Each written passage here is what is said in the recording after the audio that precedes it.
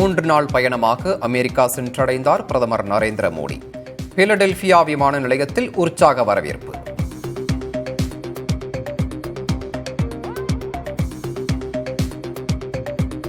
அமெரிக்காவில் சீக்கியர்கள் குறித்து தாம் பேசிய கருத்து தொடர்பாக பாஜக பொய்களை பரப்புகிறது.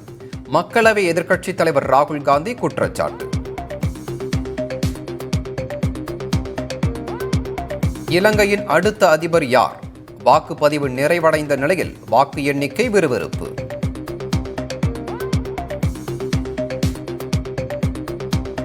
சென்னை உயர்நீதிமன்றத்தின் தலைமை நீதிபதியாக KR ஸ்ரீராம் நியமனம். கொலிஜியம் பரிந்துரைத்த நிலையில் குடியரசுத் தலைவர் திரௌபதி முர்மு உத்தரவு. திருப்பதி பிரசாத லட்டுகளின் புனிதத்தன்மை உறுதி செய்யப்பட்டுள்ளது. திருப்பதி திருமலை தேவஸ்தானம் விளக்கம்.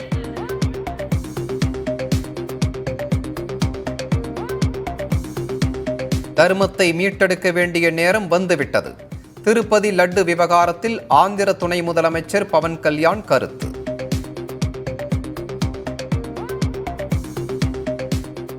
ஒரே நாடு ஒரே தேர்தல் முறை மிகவும் ஆபத்தானது என மக்கள் நீதி மய்யம் தலைவர் கமல்ஹாசன் கருத்து. ஒரு தமிழர் பிரதமராவதற்கு நாட்டை தயார்படுத்த வேண்டும் என பேச்சு.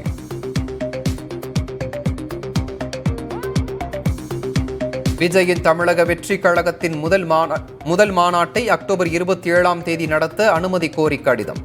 காவல்துறை நிபந்தனைகளுக்கு பதில் அளித்து விளக்கம்.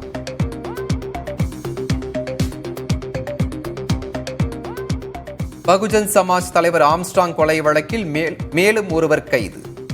ரவுடி புதூர் அப்புவை டெல்லியில் சுற்றி வளைத்தது தனிப்படை காவல்துறை.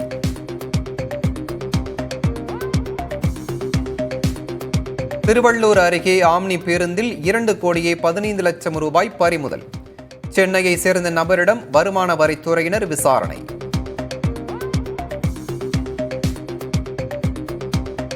கொலை வழக்கில் தேடப்பட்டு வந்த சரித்திர பதிவேடு குற்றவாளியை சுட்டுப்பிடித்த கோவை காவல்துறை.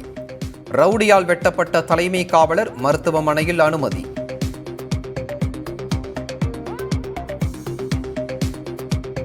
டெல்லியின் புதிய முதலமைச்சராக பதவியேற்றார் அதிஷி. அரவிந்த் கெஜ்ரிவாலை மக்கள் மீண்டும் முதல்வராக்க வேண்டும் என வேண்டுகோள்.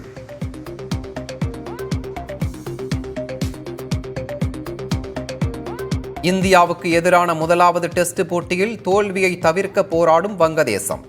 3ஆம் நாள் முடிவில் 4 விக்கெட்டுகளை இழந்து 158 ரன்கள் சேர்ப்பு.